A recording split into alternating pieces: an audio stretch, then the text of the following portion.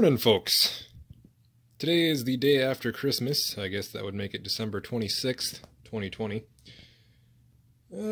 Didn't feel like heading out into the shop right away this morning, so doing a little bit of bubba work on my old Mosin 91 30. I picked up this gun probably close to 4 years ago. Still in the Cosmoline and everything, supposedly never fired.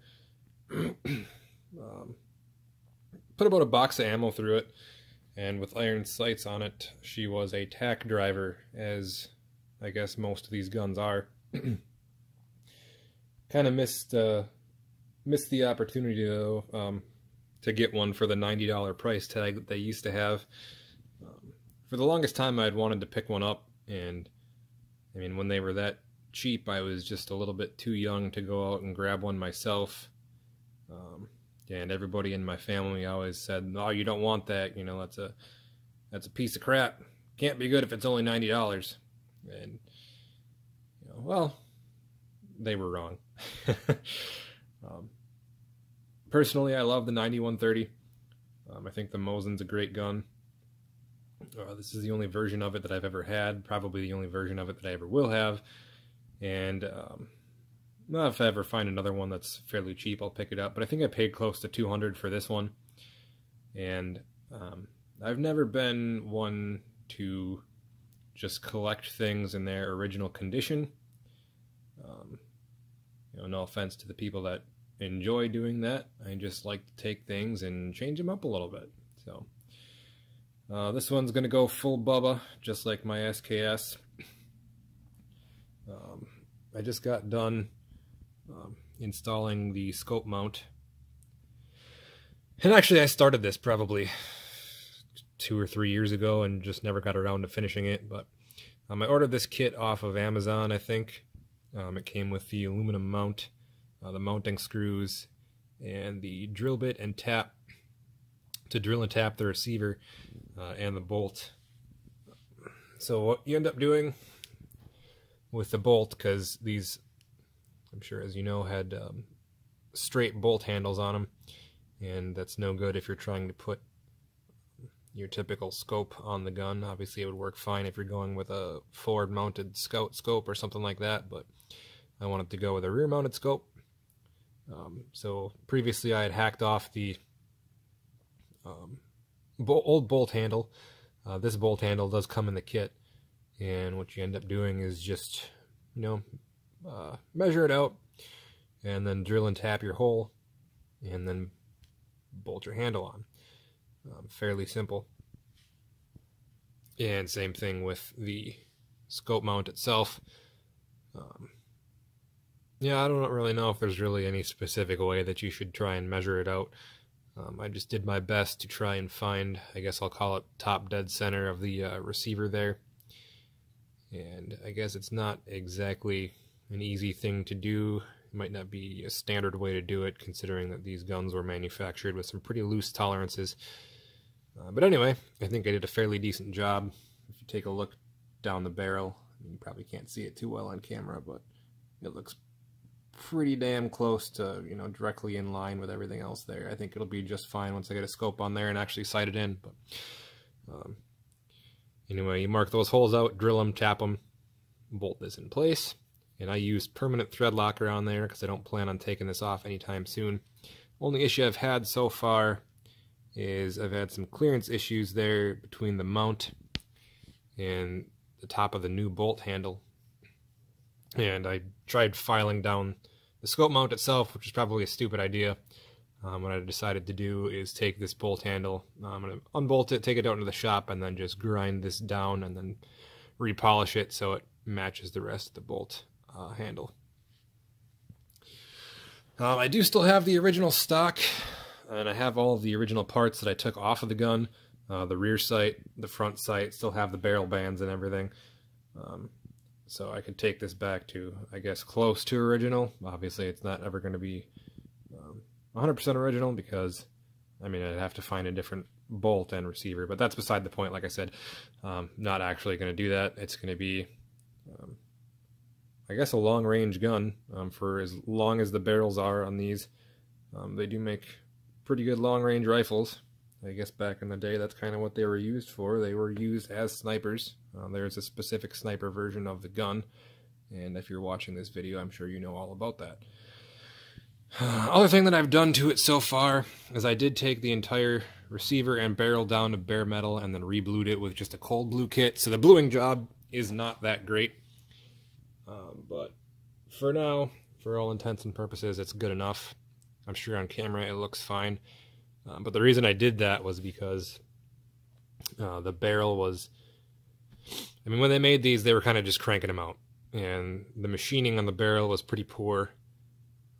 It was just, I shouldn't say the machining, but the finish on the barrel was pretty poor.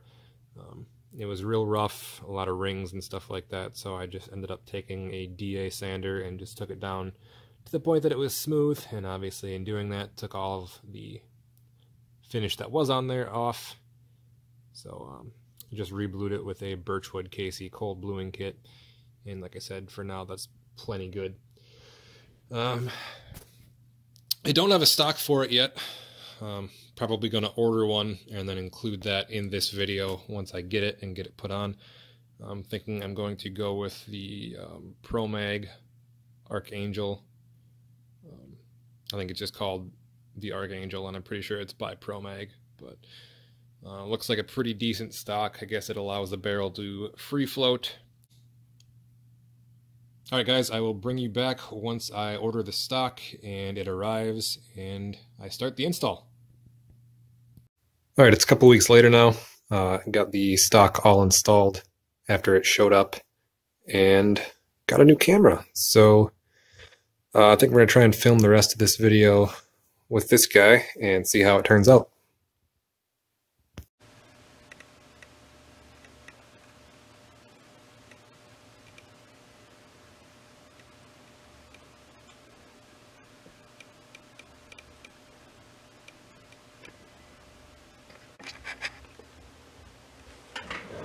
Alright, bear with me as I try to figure this camera out. I just picked this thing up this afternoon, but we'll get there. Anyway, I did end up going with the Promag ARCHANGEL stock, and it came with one 10-round detachable box magazine. You can get 5 rounds for it too, and I think there might even be a 20-round available. I'm not 100% sure on that, but like I said, the setup that I bought came with the 10-round, and I'm probably going to look into getting a 5-round for it, just for hunting. The 10-round does extend down out of the mag well pretty far, a little bit further than I would like to, just for shooting this out of a stand and stuff like that, but it is nice to have the full 10-round box at the range, just out plinking, having fun. So anyway, the installation of this is pretty straightforward. There's really not a ton to get into. The one thing you have to be super careful with is drilling and tapping the holes for the scope mount in the receiver. You have to take your time and make sure that you're at the exact, I'm going to call it the top dead center of the receiver, and I know that I mentioned this in the short video that I filmed before this section, but just take your time, measure it, make sure that you get your spacing right on the holes for the mount, and make sure that it is the top center of the receiver so your scope's not canted off to the left or off to the right a little bit.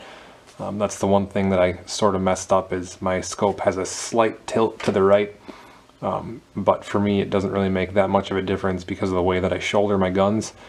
It lines up perfect, and when I sighted this in, it really didn't make that much of a difference. So anyway, like I said, the installation is fairly straightforward. It's basically just a drop-in application. I thought I was going to have to kind of open the stock up a little bit back here around the rear of the receiver because it was a little bit tight, but I just gave it an extra push with my thumb and it did drop right in. And then once that's in, there's really only 2 screws or bolts that you have to put in. One back here at the rear of the receiver, and then one up on the forestock there that goes into the barrel lug. And that's really about it. It really is kind of just a drop-in application. It does come with a bedding block, so you can, I guess, bed the barrel, but right now I chose to free float it, and it worked out well. Like I said, I did sight it in already, and I'm more than pleased with the accuracy, the way that it turned out with this cheap $75 Amazon scope. Yeah, it's not a quality optic by any means, but for what I'm going to use the gun for, it's more than enough, more than good enough for what I need to do. So the one thing that took the majority of my time when installing the stock was creating this inlet right here for the bolt handle. If you would have left the stock the way that it was as it's shipped, this inlet is not cut into the stock. And I guess, you know, the reason being is that there's a number of different bolts that you could end up using, you know, depending on which package that you buy. But with this ATI bolt handle that you attach this way, it does need an inlet, otherwise you won't be able to close the bolt fully and fire the gun. So what I ended up doing for that, back you out a little bit here, other way. All you really need is just, you know, a rotary tool like this. I have the buffing wheel on it now because I was doing some polishing, but picked up this pack of, you know, carbide bits from Harbor Freight for, like, I think it was like $5, but plenty of choices in there to do whatever you need to do. And if your stock needs extra, you know, adjustments for the fit to fit your rifle, that's the tool that I guess I would recommend. But it took me about a half an hour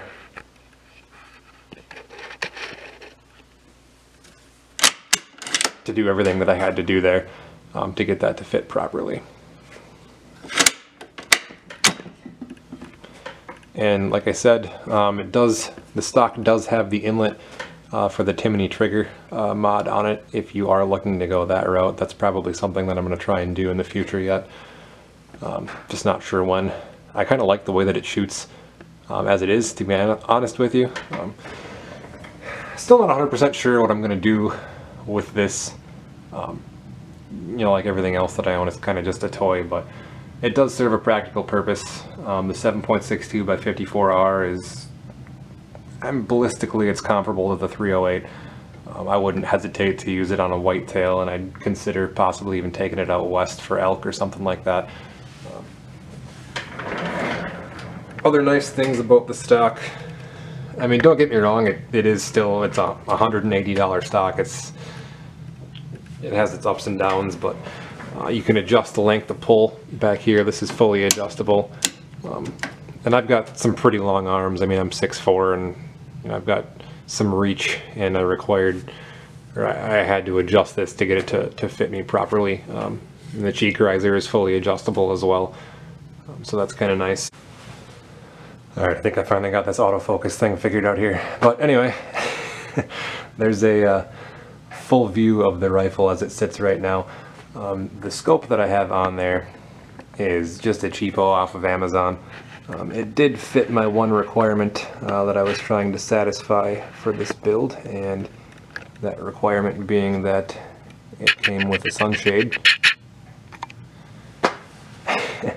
But anyway, I think that was a $75 scope. Came with the rings, and you know, they're not the best in the world, but they do the job, and I put about 20 rounds through it so far.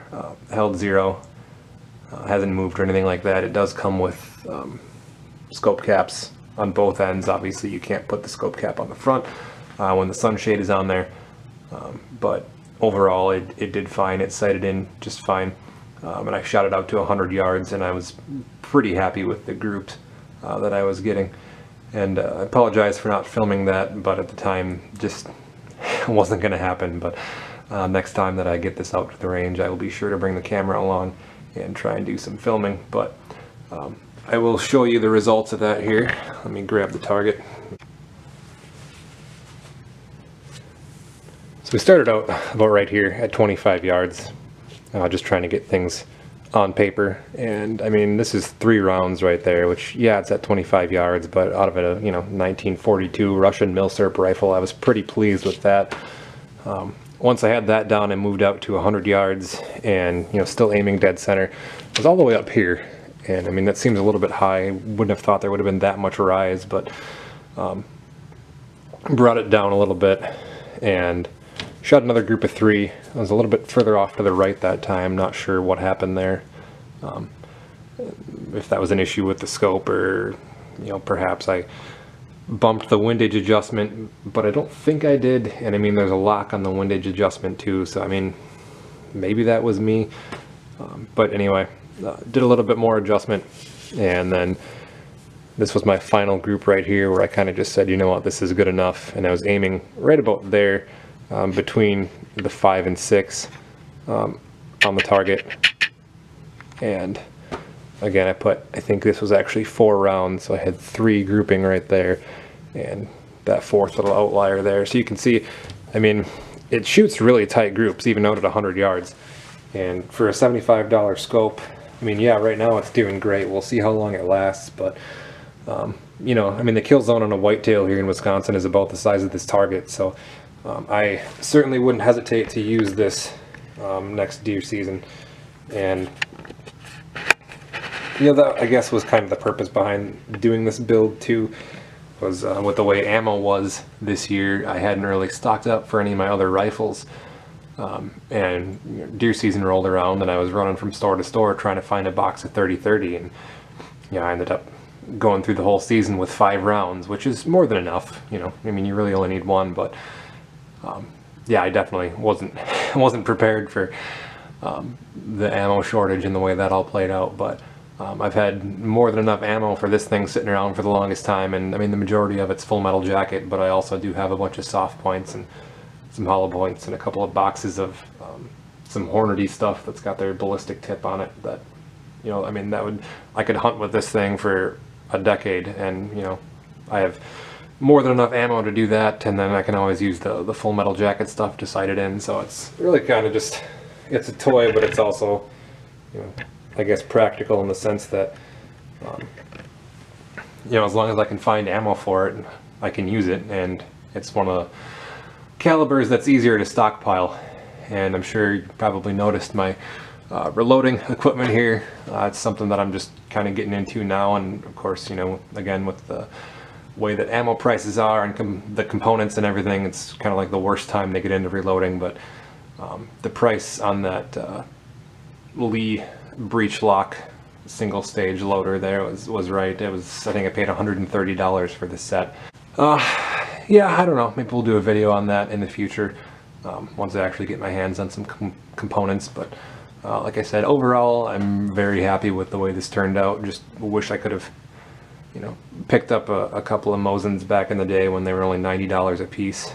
But I think all in all, we got about $500 into this total, and I'm happy with that. I would like the opportunity to shoot this long range. I'm talking like 500 plus yards, and just see what it does. With the length on the barrel, I think it would be pretty accurate out that far. I know I've heard some stories about the legendary accuracy of the Mosin back when they were used in the Russian military, or whatever you want to call it, I guess. But from what I've seen, my first-hand experience, they do seem to be pretty accurate guns. Granted, this is the only one that I own, but I do think the Promag Archangel stock is a pretty solid setup for it. I know Boyd's gun stocks also make some pretty cool looking stuff that people have used in their builds before. So if you're looking for something, that's a place you might want to take a look at too. But as always, any questions, throw them down in the comments, and I will do my best to answer them as they come in. But all in all, this is another really simple build for anyone that's got any sort of basic mechanical experience. Like I said, you just really have to watch yourself and double check your measurements when you're drilling and tapping the holes on the receiver for the scope mount. I'll look and see if I can find the links, or a link to the specific scope mount and bolt handle set that I used, because it was a pretty decent set, came with directions and everything, and It even came with the drill, the correct drill bit size and tap and everything that you needed to do the job. So it's a pretty complete, comprehensive list of everything that you needed in there. And like I said, same thing with the stock too. The directions were fantastic for that. So yeah, I think that about covers it. So like I said, any questions, just drop me a comment and I will do my best to get back to you as soon as I can.